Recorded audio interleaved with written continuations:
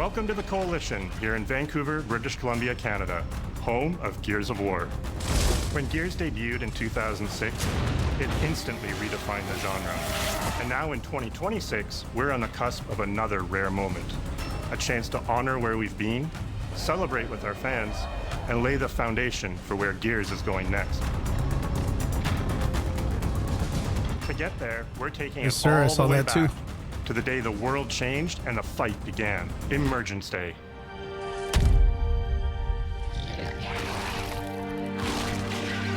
It's a day of unimaginable loss that sits at the heart of our universe. And today, for the first time, we're ready to take you inside the studio and show you all the ways to play with our new movements, weapons, and modes that will make E-Day the most brutally satisfying Gears yet. Is that all you got? Before we talk about what this game is, I think it's important to share why we chose E-Day. When we started this project, we were moving to Unreal Engine 5. It was a new foundation with a blank slate. So we took a moment to reflect on what makes Gears so special to us and to our fans. And we realized that all of the things that make this world feel so unique, brotherhood, brutality, that melancholy beauty, and over-the-top spectacle, they're all perfectly set up in this one moment in time, E-Day. The moment the Locust ripped through the ground and changed the history of Serra forever. And to tell that story, we wanted to build an experience that evoked the vibes of the original Gears game. So we started with this one still from the Mad World trailer. It's Marcus facing down the Locust, defiantly firing into the darkness against overwhelming odds. And we said, this is the emotional core of Gears. This is the tone and feeling that we wanted to build our next game around. This is our most ambitious game yet. E-Day is a story we haven't been able to tell before because we didn't have the technology to do it. We finally have the tools to reimagine the Gears world at a new, unprecedented level of detail. We're pushing Gears to new heights with the densest, most detailed world we've ever created. With seamless, large-scale environments. It's even worse from up here. Fully dynamic ray trace lighting.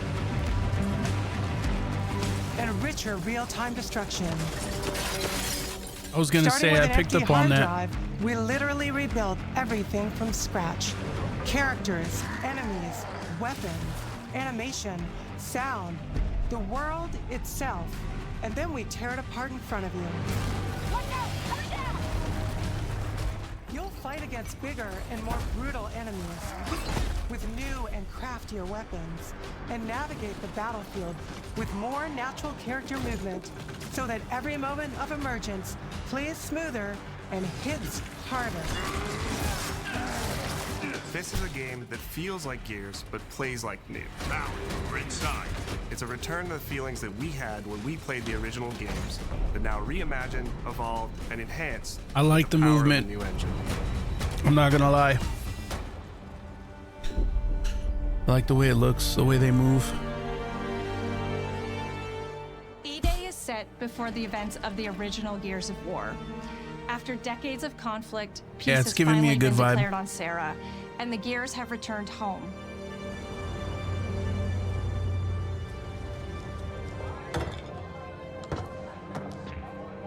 Love you, baby. Marcus Phoenix and Dominic Santiago are young veterans trying to adjust to civilian life while grieving the loss of someone they both loved. Carlos Santiago, Dom's older brother and Marcus's best friend. To Carlos. To Carlos. Best fucking brother anyone could ask for. Carlos died in combat in a moment of sacrifice before the war ended, and without him, Marcus and Dom's relationship is distant. The emotion from our refinery kept power. With the world just barely on the cusp of peace and our characters coming to terms with their new reality, the Locusts emerge and change everything. This is the Coalition Emergency Broadcast System. They'll probably have some flashback missions with Carlos. I wouldn't doubt it. E-Day tells not one, but two origin stories. The start of this world falling apart and a brotherhood coming together. And over the course of 3 intense days, you'll see how loss reshapes this world and our characters, beginning with a night of desperate survival in a brand new city.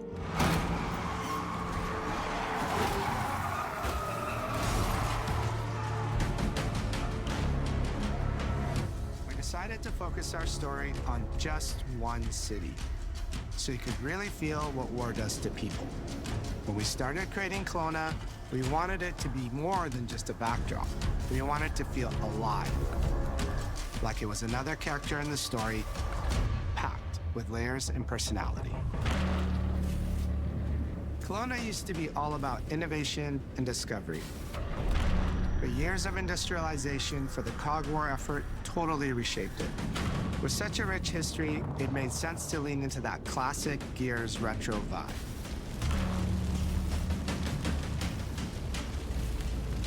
Towering architecture, robust vehicles, and grounded technology. Kind of like those gritty industrial cities from the 1970s. We also looked right outside these windows at the mountains, the ocean, and local landmarks to help give Kelowna its unique style. The Thrashball Stadium, that was sick. As you play the campaign, the city reveals itself through the main districts. The historic center, with its classic Gears architecture in stone and steel. The downtown core, more modern, reshaped by decades of industrial growth. The military airfield, set at the forest edge with shipyards nearby, the refineries, and supporting working-class neighborhoods, built around constant emulsion production. Bro, this game looks fucking Gears good plays best in the graphics-wise. city, and Kelowna is the ultimate battlefield. Kelowna's density, tight streets, mixed with open spaces, let us rethink how Gear moves through the world, and it created the perfect stage for greater scale and verticality in combat.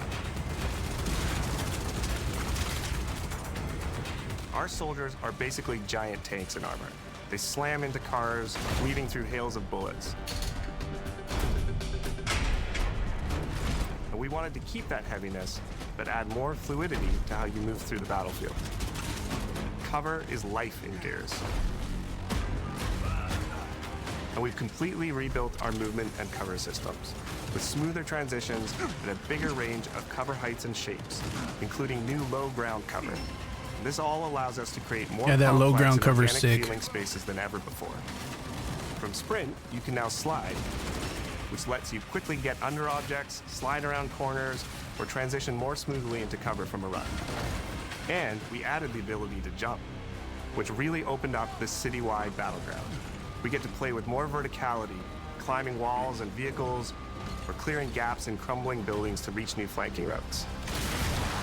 At the heart of our gameplay is still that great Gears combat puzzle. A mix of unique enemy Fucking combinations, tactical weapon choices, and your ability to read and move through the arena. But now you I'm have feeling more that Mark choice than 1 ever. And we get Lancer. these peaks of almost action movie sequences. Prototype. You can throw yourself off a balcony, land next to your buddy and revive him, scramble through cover, slide under a truck, and hit safety on the other side.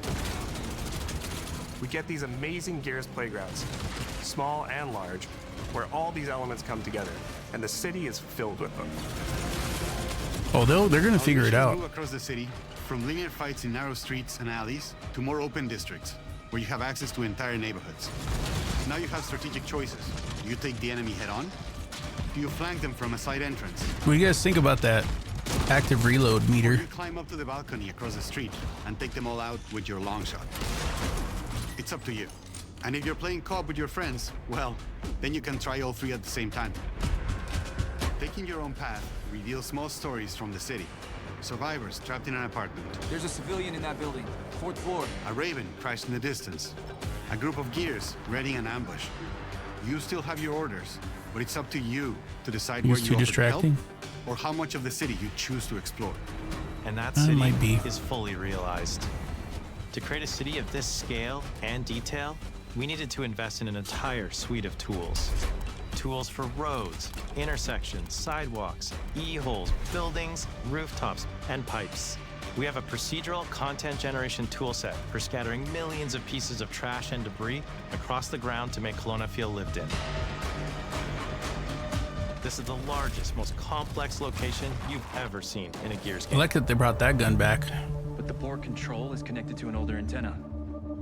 I can reconfigure their radios to reach Afira. Do it. The remaining Gears will hold the fort. In other Gears games, the world's basically already dead.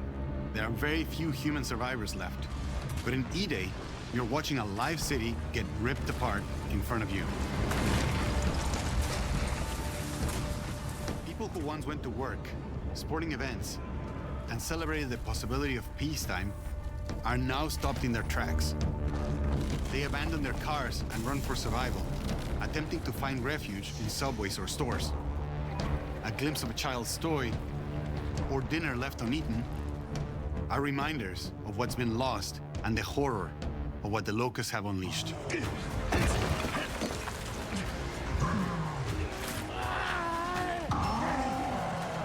You'll experience the Locust decimation at all scales in E-Day through our customized destruction technology. E-holes are back, unleashing waves of enemies from under your feet at any moment. What did he call me? As a game design element, getting to use Oh, E-holes you again guys as a don't even spawn know, mechanic is man. brilliant. Fuck. Locusts can come out of the ground Can't wait for anywhere. October. You toss a grenade in to close them up. Just adds this great tactical layer to encounters. But you'll also encounter massive sinkholes that'll pull down vehicles and entire buildings. And no amount of detail is too small, as micro-destruction goes beyond what we've ever done before with chippable cover across a range of materials. Your impact is real, visceral, and leaves a mark on the world.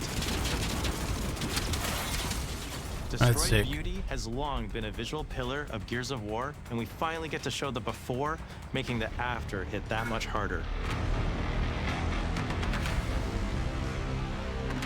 You'll recognize a neighborhood that was once intact is now completely destroyed. You'll walk through city streets filled with smoke and fire, and it feels completely different from how you first experienced it. You start getting this real feeling of the city's a character, and it's really under attack. It's the fall of Kelowna.